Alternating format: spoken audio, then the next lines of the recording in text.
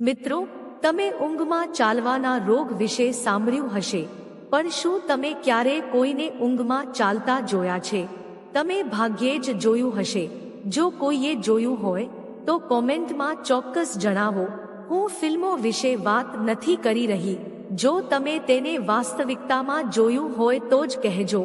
મિત્રો, આજની વાર્તા કંઈક આવી છે કે એક યુવાન જેને ઊંઘમાં ચાલવાનો રોગ થાય છે, તે મધ્યરાત્રિએ અચાનક તેના પલંગ પરથી ઉઠતો અને અહીં ત્યાં ફરતો.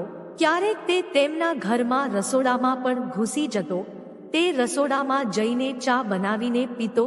જો ત્યાં કંઈક પડેલું હોય તો તે ખાવાનું શરૂ કરી દેતો અને તે લોકોના પલંગમાં પણ ઘૂસી જતો. આ રીતે તે વિસ્તારના બધા લોકો તેને ઓળખતા હતા અને તેથી જ કોઈ તેને કંઈ કહેતું ન હતું. અને આ ક્રમ 3 વર્ષ સુધી સતત ચાલુ રહ્યો. તે રાત્રે ઉઠતો અને આ રીતે બહાર જતો. ક્યારેક તે રાત્રે પાછો આવતો, ક્યારેક તે ત્યાં સૂઈ જતો. પરંતુ મિત્રો, જ્યારે 3 વર્ષ પછી તેની આ વાસ્તવિકતા જાહેર થઈ, તેની પાછળનું સત્ય બહાર આવ્યું, તો લોકો ચોંકી ગયા. પોલીસ પણ ચોંકી ગઈ. મિત્રો, આ ખૂબ જ રસપ્રદ વાર્તા છે. ચાલો આ વિડીયોમાં આખી વાર્તા જાણીએ.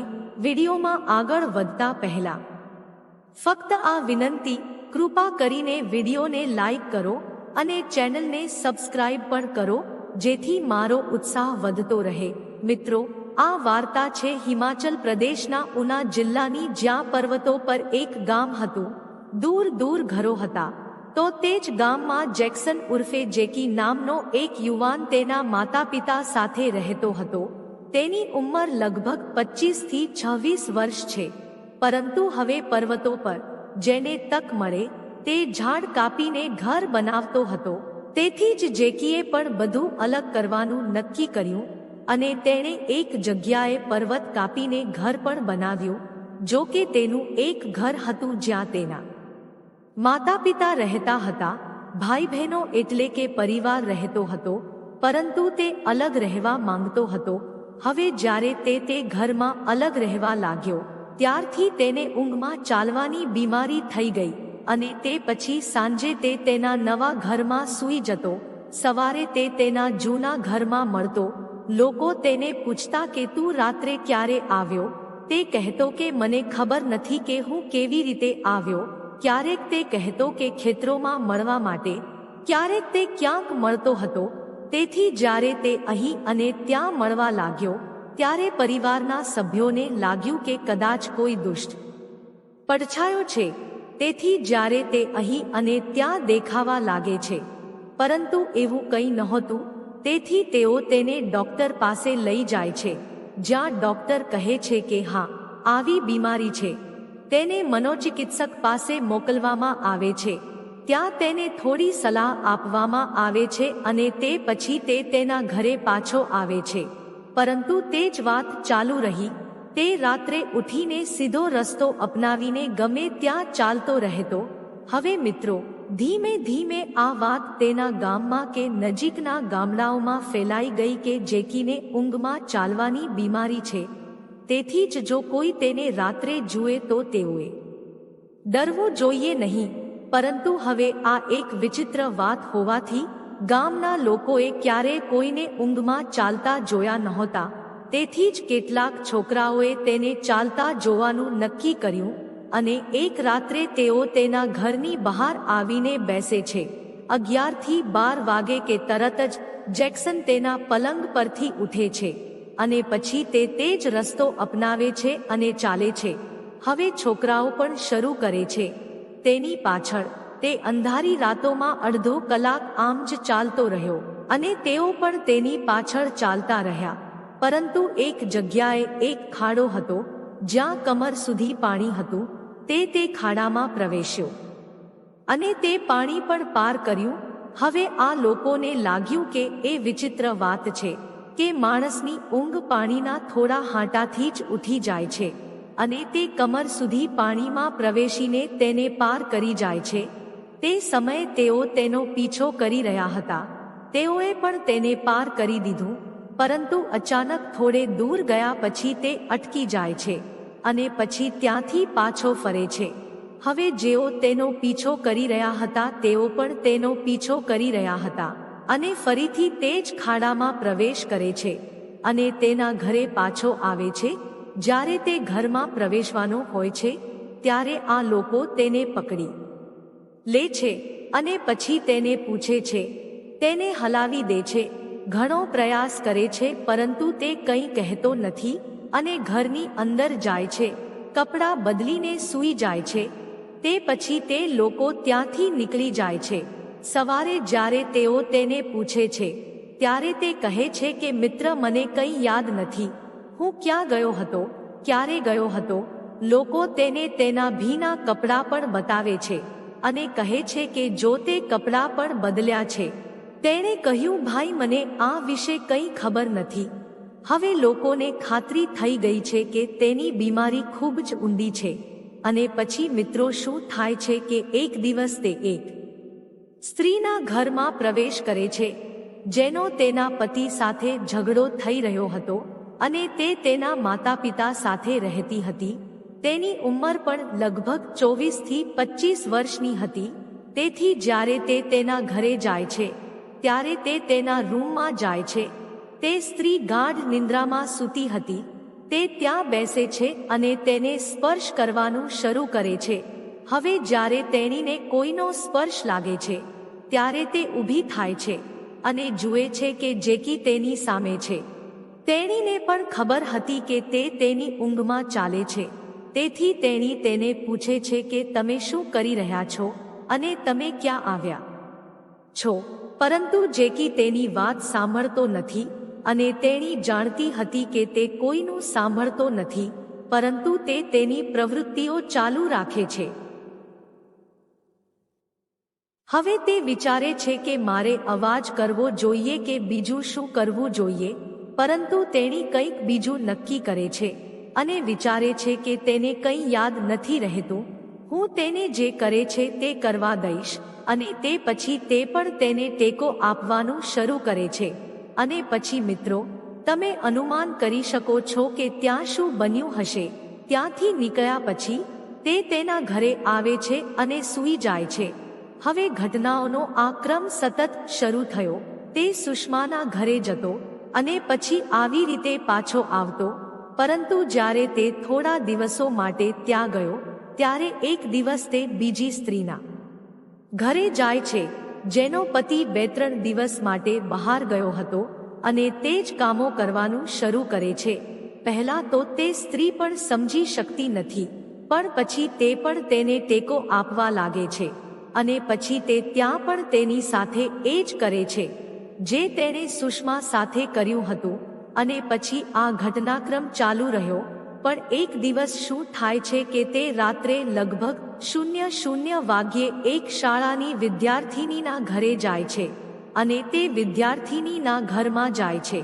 અને પછી જ્યારે તે વિદ્યાર્થિની સાથે પણ એવું જ કરવાનું શરૂ કરે છે ત્યારે તે જાગી જાય છે અને અવાજ કરવા લાગે છે અને તેને પૂછે છે કે તમે ભાનમાં તો છો, તમે શું કરી રહ્યા છો. કારણ કે તે જાણતી હતી કે આ જેકી છે જે તેની ઊંઘમાં ચાલે છે. પણ જેકી તેની મર્યાદા ઓળંગી રહ્યો હતો. તે તેની વાત બિલકુલ સાંભળતો ન હતો જેમ તે બધા સાથે કરતો હતો. તે છોકરી સાથે પણ એવું જ કરવાનું શરૂ કરે છે, પરંતુ તે અવાજ કરવા લાગે છે, ચીસો પાડવા લાગે છે. તે પછી તેના માતા પિતા જાગી જાય છે. તેઓ આવે છે અને જેકીને જોતા જ તેઓ હસવા લાગે છે. તેઓ તેમની પુત્રી પર હસવા લાગે છે. તેઓ કહે છે કે ઓ, આ જેકી છે, તે એક ભટકતો આત્મા છે, તે આ રીતે ભટકતો રહે છે, તું આનાથી ડરી ગઈ. હવે મિત્રો, તે છોકરી આશ્ચર્યચકિત થઈ ગઈ. હવે તેણી શું કહે કે તે શું કરવા આવ્યો હતો અને અહીં શું કરી રહ્યો હતો. તે વિચારે છે કે જો હું કહું તો પણ શું ફાયદો. તેણે જે કંઈ કર્યું છે તે તેણે અજાણતા કર્યું છે અને તેને માર પણ લાગી શકે છે. તેના ઉપર તેની બદનામી પણ થશે. તેથી જ તે કંઈ કહેતી નથી. હાલમાં જ્યારે તે આ રીતે પકડાય છે જેમ કે ક્યારેક તે કોઈના રસોડામાં ચા બનાવતી વખતે કે કંઈક ખાતી વખતે પકડાય છે, ત્યારે લોકો તેને પકડીને ઘરની બહાર લાવતા અને રસ્તો બતાવતા અને પછી તે તેના ઘર તરફ જતો. તેથી તે દિવસે પણ તે છોકરીના માતા પિતા, તેના પિતા તેને પકડીને લાવ્યા અને તે પછી તે તેના ઘરે ગયો. તેઓ તેને રસ્તો બતાવે છે કે જેકી ક્યાં જાય છે, પરંતુ બીજા દિવસે સવારે તેઓ તેના ઘરે જાય છે અને તેઓ તેને પૂછે છે કે શું તે તેના ઘરે આવ્યો હતો. તે કહે છે કે જો હું તમારા ઘરે ગયો હોત તો મને માફ કરશો, મને કંઈ યાદ નથી. પણ તેના પિતા કહે છે કે તમારે આનું ધ્યાન રાખવું જોઈએ. તે એક પહાડી વિસ્તાર છે, તમારા પગ લપસી શકે છે, તમે ખાડામાં પડી શકો છો, ઓછામાં ઓછું તમારી સંભાળ રાખો. તે પછી તે કહે છે કે ઠીક છે, હું ધ્યાન રાખીશ, પણ મને ખબર નથી કે હું ક્યાં જાઉં છું, હું કેવી રીતે જાઉં છું, મને કોણ લઈ જાય છે. ક્યારેક જ્યારે તે જતો હતો ત્યારે તે પાછો આવી શકતો ન હતો, તે રસ્તામાં સૂઈ જતો હતો. પછી જ્યારે લોકો તેને જોતા હતા, તેઓ કહેતા હતા કે આજે જેકી ત્યાં પડેલો હતો, આજે જકી ત્યાં પડેલો હતો. તેથી આ રીતે તેની ચર્ચાઓ સામાન્ય હતી અને આ રીતે ચાલુ રહ્યું. પરંતુ થોડા દિવસો પછી જ્યારે આ ચાલુ રહ્યું, ત્યારે તેણે લગભગ 25 થી 30 આવા ઘરોમાં પ્રયાસ કર્યો. તે આશ્ચર્યજનક છે કે તેણે આવી 7 સ્ત્રીઓ સાથે તેના સંબંધ બનાવ્યા અને ઘણા પ્રસંગો એવા હતા જ્યારે તે કાં તો પકડાઈ ગયો હતો અથવા તે કોઈ રીતે ભાગી ગયો હતો, પરંતુ કોઈએ તેના પર વિશ્વાસ કર્યો નહીં. કોઈએ કહ્યું નહીં કે આ શું કરી રહ્યો છે, કેમ કે તેને મારી નાખવામાં આવશે અને બદનામ કરવામાં આવશે, એટલા માટે કોઈએ કંઈ કહ્યું નહીં. હવે તે જે કંઈ કરતો હતો તે જાણી જોઈને કે અજાણતા કરતો હતો, પણ તેણે 7 સ્ત્રીઓ સાથે સંબંધ બાંધ્યા હતા. અને હવે કેટલાક લોકો ચર્ચા કરવા લાગ્યા કે તે સ્ત્રીઓને પણ હેડતો હતો. આ એક આદત હતી, તે યોગ્ય નહોતું, કારણ કે કેટલીક સ્ત્રીઓએ તેને સખત ના પાડી અને પછી તેઓએ બીજી સ્ત્રીઓ સાથે વાત કરી કે જેકી આવ્યો છે અને આવું કરવાનો પ્રયાસ કરી રહ્યો છે. હવે તે પછી મિત્રો, બધા લોકો તેમના ઘરમાં દરવાજો બરાબર બંધ કરીને સૂવા લાગ્યા, પરંતુ કેટલીક સ્ત્રીઓ એવી હતી જે પહેલા દરવાજો બંધ કરીને સૂતી હતી. હવે તેઓ દરવાજા ખુલ્લા રાખીને સૂવા લાગી કે કોણ જાણે કોઈ દિવસ તે અહીં આવી શકે છે, કારણ કે કેટલીક સ્ત્રીઓ એવી પણ હતી. એટલે તેણે 7 સ્ત્રીઓ સાથે સંબંધ બનાવ્યા, કારણ કે ક્યાંક સ્ત્રીઓ પણ એવું જ ઈચ્છતી હતી. તેથી જેકીનું આ ચક્ર ચાલુ રહ્યું. પરંતુ જેની સાથે તેણે પહેલા આવું કર્યું હતું, જેનું નામ સુષ્મા હતું, સુષ્મા તેના પર વ્યસની થઈ ગઈ, કારણ કે તે તેના ઘરે સૌથી વધુ વખત ગયો હતો. તેથી જ સુષ્મા ઈચ્છતી હતી કે તે બીજે ક્યાંય ન જાય અને તે મારી સાથે જે કંઈ કરે છે તે બીજા કોઈ સાથે ન કરે. એક રીતે તે તેને પસંદ કરવા લાગે છે, કારણ કે તેણી તેના પતિ સાથે ઝઘડો કરી રહી હતી. તેથી જ તે વિચારે છે કે તેણીએ તેની સાથે લગ્ન કરવા જોઈએ. અને તેના મનમાં ક્યાંક તેને એવો પણ વિચાર હતો કે તે જે કંઈ કરે છે તે જાણી જોઈને કરે છે. તેથી તે તેને ચેતવણી આપે છે કે હું બધું જાણું છું, તું જે કંઈ કરે છે તે જાણી જોઈને કરે છે. અને કોણા કોણા ઘરે જાય છે ત્યારે તે તેને રોકે છે, તેને ઠપકો આપે છે અને કહે છે કે તું બકવાસ કરે છે, હું તારા ઘરે પણ નથી આવતો. અને લોકો આવું જ કહે છે. હું કેવી રીતે માની શકું? તે કહે છે કે ઠીક છે. તે તેને કહે છે કે મને ખબર છે કે તું જાણી જોઈને કરી રહ્યો છે, તો મારી સાથે લગ્ન કર. હું તારી સાથે લગ્ન કરવા તૈયાર છું અને આપણું પોતાનું જીવન ખુશીથી જીવીએ. પરંતુ હવે તેને ઊંઘમાં ચાલવાનું પસંદ હતું, કારણ કે તેને તેની ખૂબ જરૂર નહોતી. આજકાલ તે સુષ્મા પાસે જતો ન હતો, કારણ કે તે નવા લોકોને શોધવામાં વ્યસ્ત હતો. તેથી સુષ્મા તેના પર ગુસ્સે હતી. તે કહે છે ઠીક છે. તેણે તેને અનુસરવાનું નક્કી કર્યું અને પછી જ યારે તે રાત્રે ચોરીહુપીથી જતો હતો ત્યારે તેનું ઘર જ તેને સૌથી પહેલા મળતું હતું. તે એકમાત્ર રસ્તો હતો. તેથી જ્યારે તે થોડે દૂર જતો હતો ત્યારે તે તેની પાછળ આવતી હતી અને પછી જ્યારે તે કોઈના ઘરમાંથી બહાર આવતો હતો ત્યારે તે તેનો હાથ પકડીને તેને હલાવતી હતી, ધક્કો મારતી હતી. પરંતુ તેની આદત હતી કે તે કોઈને જવાબ આપતો ન હતો, રાત્રે કંઈ કહેતો ન હતો. દિવસ દરમિયાન તે સામાન્ય વ્યક્તિની જેમ રહેતો હતો, કામ કરતો હતો અને લોકો સાથે વાત કરતો હતો, ખાતો પીતો હતો. એવું લાગતું ન હતું કે તેનાથી કોઈ ફરક પડતો નહોતો. જો કોઈ તેની ચર્ચા કરતું હતું તો તે સીધું ના પાડી દેતો હતો કે મિત્રો તમે લોકો ખોટું બોલો છો, એવું કંઈ નથી. પરંતુ હવે જ્યારે સુષ્મા તેને પકડે છે ત્યારે તે તેને ધમકી આપે છે કે તારે મારી સાથે લગ્ન કરવા જોઈએ. પરંતુ તે કહે છે કે મેં કંઈ કર્યું નથી, હું તારી સાથે લગ્ન કેમ કરું? પછી સુષ્મા કહે છે કે ઠીક છે તો તમારે કોઈના ઘરે ન જવું જોઈએ. પરંતુ હવે તેની આદત પણ ખરાબ થઈ ગઈ હતી. તે કેમ ના જતો? હવે મિત્રો, તેણે સુષ્મા પર ધ્યાન પણ આપ્યું નહીં અને તે પછી તેની વાત પણ માનતો નહીં. તેથી એક દિવસ સુષ્મા પોલીસ સ્ટેશન જાય છે અને તેને આખી વાત કહે છે. પરંતુ તે અલગ રીતે કહે છે. તે કહે છે કે તે મને પ્રેમ કરે છે અને મને લગ્નની ખોટી આશા આપીને તે 2 વર્ષથી મારી સાથે આવું કરી રહ્યો છે. તેણે કહ્યું કે હું ઊંઘમાં ચાલવાનું નાટક કરીશ, હું તારા ઘરે આવીશ અને જો કોઈને ખબર પડશે તો તેઓ વિચારશે કે હું મારી ઊંઘમાં ચાલી રહ્યો છું. તો સાહેબ, તેણે મારી સાથે આ બધું કર્યું છે. હવે તે મારાથી કંટાળી ગયો છે. હવે તે બીજી સ્ત્રીઓ સાથે પણ આવું જ કરે છે. તેથી જ મને ન્યાય જોઈએ છે. જ્યારે પોલીસ તેને પૂછે છે ત્યારે તે કહે છે કે ના સાહેબ, મને કંઈ ખબર નથી. પણ હવે પોલીસ એટલી મૂર્ખ નથી. જ્યારે તેઓ તેમના અધિકારીઓ સાથે વાત કરે છે ત્યારે અધિકારીઓ કહે છે કે આટલું બધું પણ થતું નથી, કોઈ આ રીતે કરે છે. તેથી તમે વાતના તળિયે પહોંચો. પછી તેઓ તે લોકોની પૂછપરછ કરે છે જેમના ઘરે તે ગયો હતો.